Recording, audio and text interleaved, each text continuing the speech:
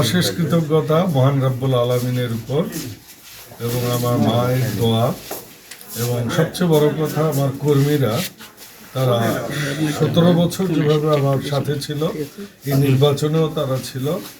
এবং আপনি জানেন ম্যাডাম খালেদা জিয়া আজকে নাই, এবং আমার কাছে এই জয় মনে হয়েছে ম্যাডাম খালেদা জিয়াকে উৎসর্গ করতে চাই আমি, কারণ এই জয়ের প্রাপ্য উনি এবং যারা এই আন্দোলনে দীর্ঘ 17 বছরে যারা গণতন্ত্রের জন্য লড়াই করে নিহত হয়েছে, শহীদ হয়েছে, যারা পঙ্গু মৃত্যুবরণ করেছে, তাদের এটা বিজয়, এটা গণতন্ত্রের বিজয় অ্যাকচুয়ালি।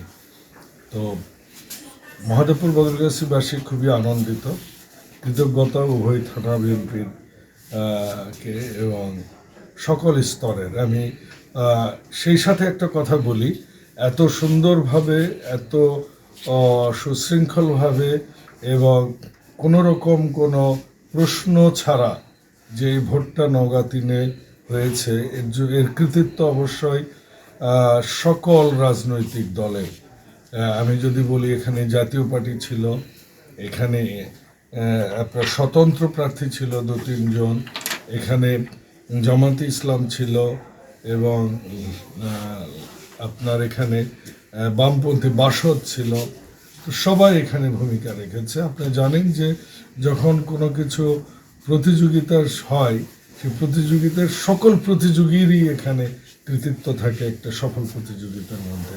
সেজন্য তাদের প্রতিও কৃতজ্ঞতা জ্ঞাপন করছি এবং মহাদেবপুর বদলগাছির সকল জনগণকে বলতে চাই, আমরা আগামীতে সবাই মিলে মহাদেবপুর বদলগাছিটা সুন্দর করে গড়তে চাই, যেখানে বৈষম্য থাকবে না, ইনসাফ প্রতিষ্ঠিত হবে, নবীর ন্যায়পরায়ণতার ভিত্তিতে বিচার প্রতিষ্ঠিত হবে, দুর্নীতি থাকবে না, মাদক থাকবে না, যেখানে রাজনৈতিক নেতৃবৃন্দ সাধারণ জনগণের জন্য কাজ করবে, নিজের স্বার্থে করবে না।